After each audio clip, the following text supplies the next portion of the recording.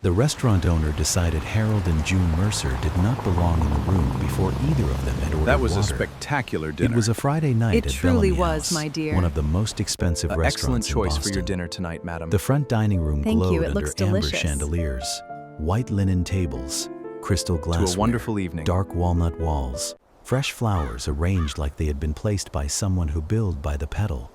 Outside, a light rain polished the sidewalk.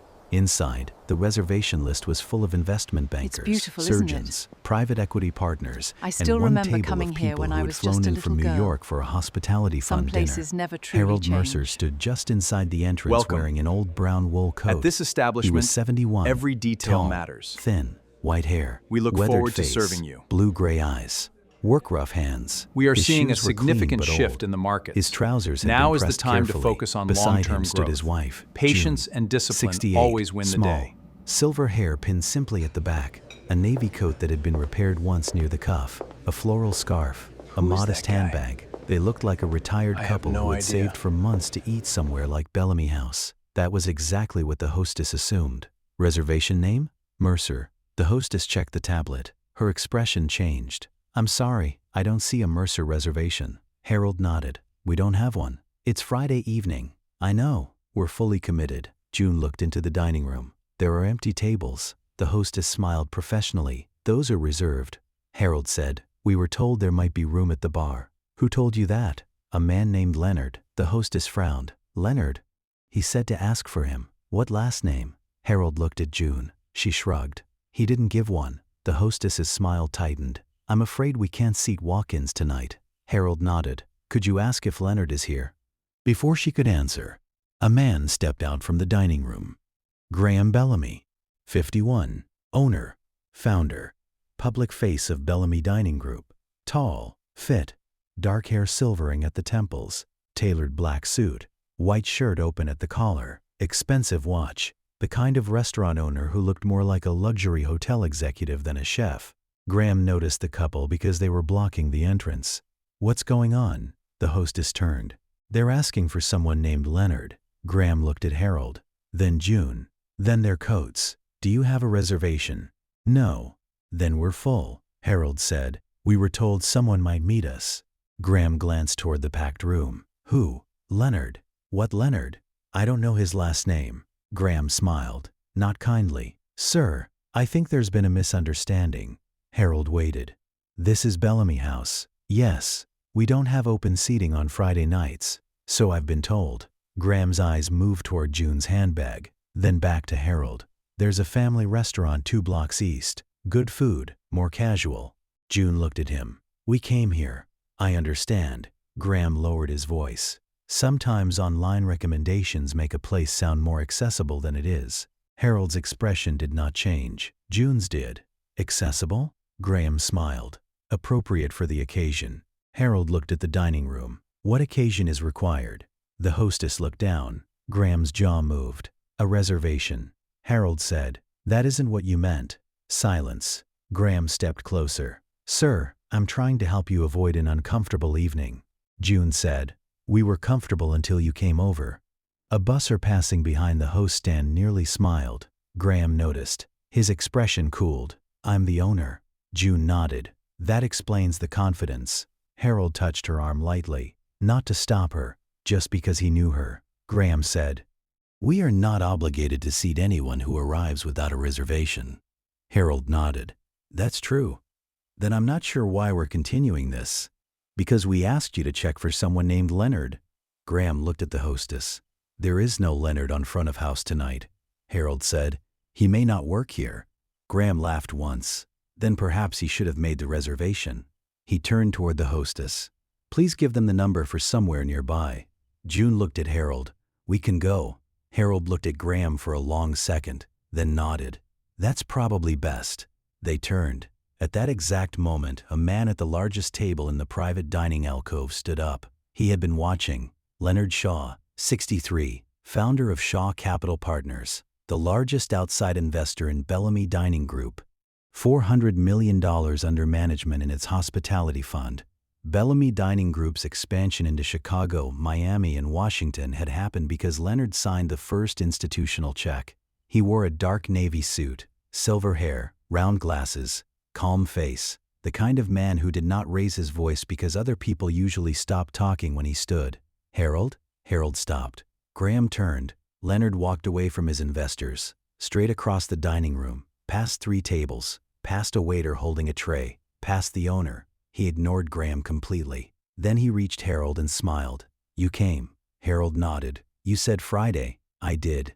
Leonard looked at June Mercer. She smiled. "You remembered." "I remember people who save me from bad decisions." Graham's face changed. The hostess looked from Leonard to Harold, then to Graham. Leonard extended both hands. He shook Harold's, then June's. "I'm sorry I didn't have the reservation entered. That was my mistake." Harold said, "We were just leaving." Leonard looked at him. "Why?" Harold did not answer. June did. "Your owner suggested somewhere more appropriate." Silence. Leonard turned toward Graham. The room did not literally go quiet. It felt like it did. Graham stepped forward. "Leonard, I think there's been a misunderstanding." Leonard looked at him. "What did you misunderstand?" Graham glanced toward the hostess. "They didn't have a reservation." "That part is true. They asked for a Leonard without a last name." "Also true." "So I explained we were full." June said, "You explained more than that." Graham's face tightened. Leonard looked at Harold. "Tell me." Harold said, "It doesn't matter." Leonard's expression changed. "Yes, it does." Harold sighed. He said there was a family restaurant nearby, more casual, more appropriate for the occasion. Leonard looked at Graham. Graham said, "I was trying to offer alternatives." June said, "He also said he was helping us avoid an uncomfortable evening." Leonard stared at him. Graham straightened. "Leonard, with respect, you're hearing this after the fact. I heard part of it myself." That landed. Graham said nothing. Leonard turned back to Harold and June. "My table has room."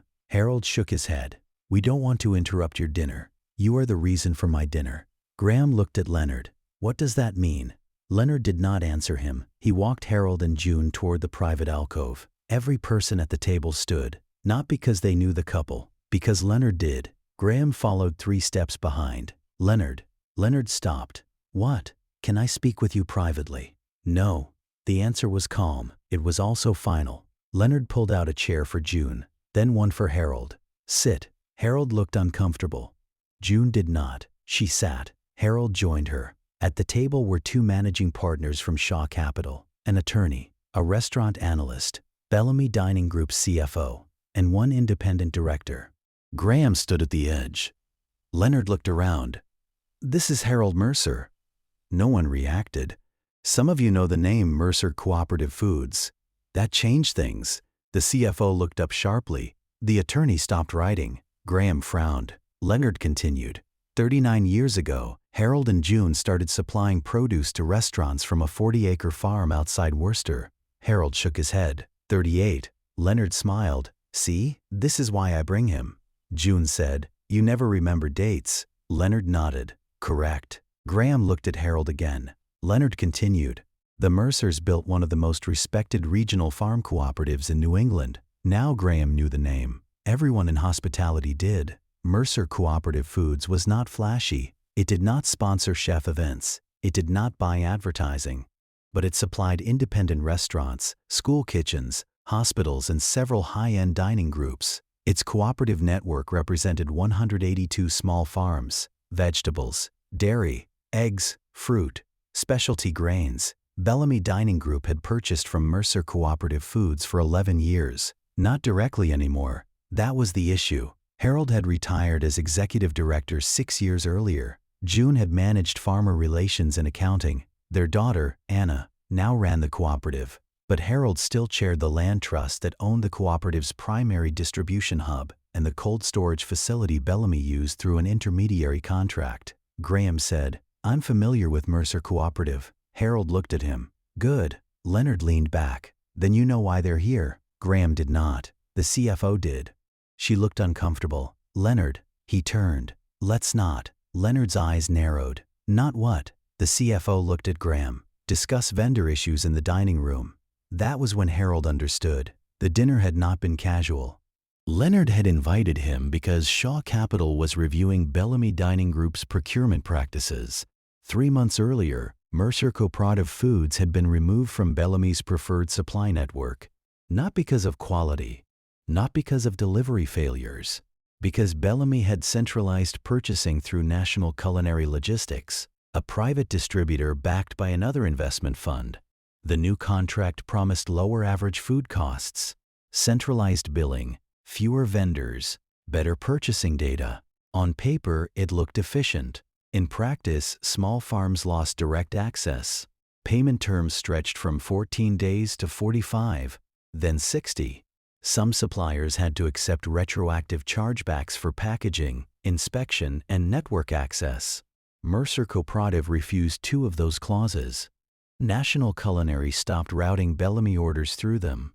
Harold did not care about losing one restaurant group. Not personally. Mercer could survive it. Smaller farms could not. 3 farmers in the cooperative had called him within 6 weeks. One dairy operator had waited 68 days for payment. A produce grower had been charged for rejected packaging, even though the boxes were accepted at delivery. A greenhouse operator had lost 20% of her Bellamy volume with 3 days' notice. Harold started asking questions. Then Leonard Shaw called. Shaw Capital owned 22% of Bellamy Dining Group. It also held board observation rights and certain approval rights over major supply chain changes.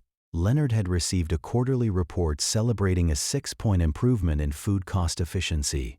He wanted to understand how. Harold agreed to talk, not because Leonard was an investor, because they had known each other for 31 years, before Shaw Capital, before Bellamy House, before either man had money worth discussing. Leonard had once tried to finance a regional frozen food warehouse. Harold told him the cold chain assumptions were wrong. Leonard ignored him. The project nearly failed. Harold helped restructure the farmer contracts and saved Leonard from losing several $1,000,000. Leonard never forgot it. That was why he invited Harold and June to dinner. He wanted them to meet the Bellamy board representatives quietly. He forgot to tell the restaurant. Now the quiet meeting was no longer quiet. Graham said, "If this is about procurement, that belongs in a board meeting." Harold looked at him. "I agree." Graham turned. "Then why are we doing this here?" Leonard said, "Because I invited them here. That doesn't make the dining room appropriate." June looked at Graham. "You really like that word." He ignored her. Leonard said, "Sit down, Graham. I'm running a restaurant." "No." Leonard looked around the room. "You're avoiding a table." Graham stared at him, then sat. The next 30 minutes were uncomfortable, not theatrical, no shouting, no dramatic firing. Harold explained the cooperative's experience. He had brought documents, not because he expected to use them at dinner, because Harold brought documents everywhere. The worn brown folder from June's handbag contained invoices, payment records, chargeback notices, vendor communications, a copy of Bellamy's old direct sourcing policy. The CFO reviewed them. The restaurant analyst asked questions. Graham defended the centralization strategy. The objective was consistency. Harold nodded. "That's reasonable. National logistics reduces fragmentation." "Also reasonable. We had 116 separate food vendors. That is difficult." Graham looked almost relieved. Then Harold added, "None of that explains 68-day payment." The relief disappeared. The CFO said, "Payment terms are controlled by National Culinary."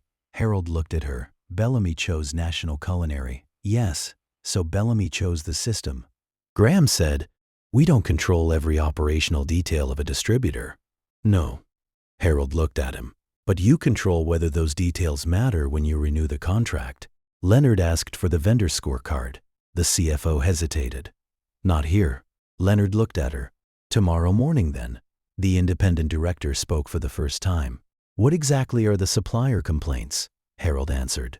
"Late payment, unexplained deductions, short notice volume cuts, no direct appeal route, and quality disputes decided by the distributor that financially benefits from rejecting product." The attorney looked up. "That last one is a conflict." "It can be," Graham said. "There are inspection standards." Harold nodded. "I'm not saying every rejection is wrong." "Then what are you saying?"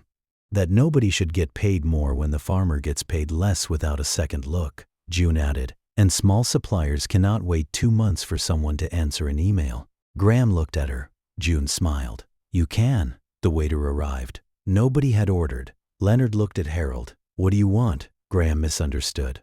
"We can comp the meal." Harold stared at him. Leonard closed his eyes. June laughed, actually laughed. Graham realized too late. Harold said, "I don't want free dinner." Leonard asked again, "What do you want from Bellamy?" Harold folded his hands. "Nothing special." Graham looked skeptical. Harold continued, "Pay suppliers when the contract says you will. Give them a human being to call when a chargeback is wrong. Don't change volume with 72 hours notice when a farmer planted for your forecast. Separate quality review from the party that earns the deduction. And if centralized purchasing saves money, fine." He looked at Graham. "Just stop pretending savings are operational genius if the farmer is financing them." No one spoke. The phrase stayed on the table. "The farmer is financing them." The next morning, Shaw Capital requested a formal procurement review. Graham objected to the scope. The board approved it anyway, not because Harold demanded it, because the documents justified it. The review lasted 7 weeks. It found no bribery, no kickbacks, no secret ownership interest, no conspiracy between Graham and National Culinary. The problems were structural. Bellamy's procurement team had been rewarded for reducing food cost and vendor count. National Culinary earned service fees partly tied to consolidated purchasing volume. Supplier satisfaction was not a meaningful metric. Payment speed was monitored only at the distributor level, not by individual farm. Chargebacks below $5,000 rarely reached Bellamy employees. Forecast errors were absorbed by suppliers unless contractually protected. Bellamy had designed a system that measured efficiency from the restaurant inward. The farther away from the dining room you were, the less visible the cost became. Farmers were very far from the dining room. The board's review identified another issue. Bellamy's marketing campaign claimed, "Local first, farm connected, built with regional partners." The claim was not false. Some ingredients were local, some suppliers were regional, but the percentage had fallen from 41% to 23% after centralized purchasing. Marketing had not changed. The attorney called it a disclosure risk. Graham called it branding. Leonard called it sloppy. Harold called it unnecessary. If you're not local first anymore, just stop saying it. Graham did not enjoy that meeting. He enjoyed the next one less. The board required procurement reforms. National Culinary had to create a 14-day payment option for qualifying small suppliers. Disputed deductions required a secondary review. Forecast reductions above 15% within 10 days of delivery triggered compensation unless caused by documented quality or force majeure issues. Bellamy created a direct supplier ombuds channel. Local sourcing claims had to be audited quarterly. And for the first time, supplier retention and payment speed became executive performance metrics. Graham kept his job. That surprised people. Online, the story had become simple. Rich restaurant owner humiliates poor old couple. Investor destroys him. Reality was less satisfying and more useful. Graham had acted arrogantly. The procurement system had real problems, but he had also built a successful company. Employees depended on it. Franchise partners depended on it. Suppliers depended on it. The board did not need a symbolic execution. It needed correction. Graham received a formal board reprimand for the front door incident and for failing to maintain adequate oversight of supplier treatment metrics. His annual bonus was reduced. The company required him to spend time with suppliers directly. He hated that idea. At first, his first visit was to a small dairy farm in Vermont. No cameras, no press. The farmer was 34. Her name was Emily Soto. She showed him the milking schedule, feed costs, labor, refrigeration, the cost of replacing a compressor. Then she showed him a Bellamy-related payment that had arrived 59 days after delivery. Graham asked, "Why didn't you call us?" Emily looked at him. "Who?" He said nothing. That answer followed him home. His second visit was to a greenhouse operation. Third to a mushroom grower. Fourth to Mercer Cooperative Foods. Harold was not there when he arrived. Anna Mercer was, 42, Harold's daughter. She ran the cooperative with the precision of someone who had spent her childhood sorting invoices at the kitchen table. Graham expected hostility. She gave him a hairnet. Cold room first. For 6 hours, he followed pallets. Receiving. Temperature checks. Routing. Invoices. Rejected product. Replacement calls. By the end of the day, his suit smelled like onions. Anna said, "Now imagine waiting 60 days to get paid for something that's spoiled in 6. Graham nodded. He understood more. Not everything. Enough. 3 months after the Bellamy House incident, Graham called Harold. Harold answered from a tractor. What? I wanted to ask you something. You just did. Graham paused. I deserved that. What do you need? We're reopening direct regional sourcing for certain categories. Good. We want Mercer back. Harold looked across the field. That's Anna's decision. I know. Then call Anna. I did. What did she say? She told me to call procurement. Harold smiled. Good girl. Graham sighed. Do you all enjoy this? A little. There was silence. Then Graham said, I owe you and June an apology. You already gave one through Leonard. No. That was damage control. Harold said nothing. Graham continued. I looked at you and decided what kind of customer you were before you spoke. Yes, I was wrong. Yes, I also thought the restaurant belonged more to people who looked like they belonged there. Harold's expression changed. Graham continued. That was worse. Yes, I'm sorry. Harold sat quietly in the tractor cab, then said, accepted. Graham exhaled. Thank you. Don't thank me. Why? Do better at the door. Graham laughed once. I will. Harold hung up. 6 months later, Bellamy House invited Harold and June back. This time there was a reservation. Mercer, 7 p.m. Graham offered the best table. June declined. We want the one near the window. That's not the best table. It is if you like the window. Graham smiled. Fair. They ordered dinner. Paid for it. No comp. No investor table. No speech. Halfway through the meal, a young couple entered the restaurant. They were dressed casually. The man wore a delivery driver jacket. The woman had a canvas tote bag. The hostess checked the reservation list. No name. Graham was standing near the bar. He saw them. For 1 second, Harold watched the old instinct pass across his face. Assessment. Shoes. Clothes. Reservation. Then Graham walked over. Good evening. The couple looked nervous. We don't have a reservation. Graham nodded. We're full in the dining room. The man looked disappointed. Graham continued. But I have 2 seats opening at the bar in 10 minutes. The woman smiled. That's fine. Would you like to wait? Yes. Graham brought them water himself. June looked at Harold. Progress. Harold cut his steak. Low bar. Still progress. At the end of the year, Bellamy Dining Group published its first supplier responsibility report. Payment time, local sourcing percentage, supplier turnover, dispute resolution, forecast adjustments. It was not exciting. Investors read it anyway. The company's food costs rose slightly, then stabilized. Supplier reliability improved. Emergency substitutions decreased. Local sourcing recovered to 34%. Not the old 41, but real. National Culinary remained a partner, with revised terms. Mercer Cooperative returned for produce and dairy categories, not because Harold forced them, because Anna negotiated a contract she liked. Leonard Shaw remained Bellamy's largest outside investor. He never stopped teasing Harold about the first dinner. You almost left. I should have. You would have missed the show. I don't like shows. June always answered. He likes them when he wins. Harold denied it. Nobody believed him. The story spread online in a distorted form.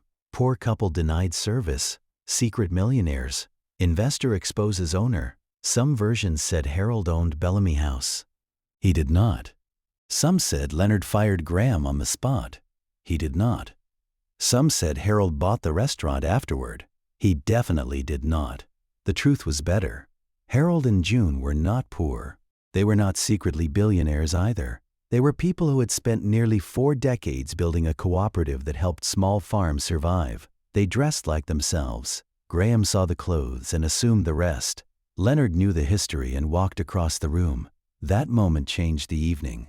But it was not the most important moment. The most important moment came later, when Harold opened the worn folder and showed people who measured food cost in percentages what those percentages looked like to a farmer waiting 68 days for a check. That was the real reversal. Not wealth against wealth, visibility against invisibility. Bellamy House existed at the glamorous end of food. White linen, crystal, reservations, reviews. Farmers existed at the beginning. Mud, weather, fuel, payroll, spoilage, debt, time.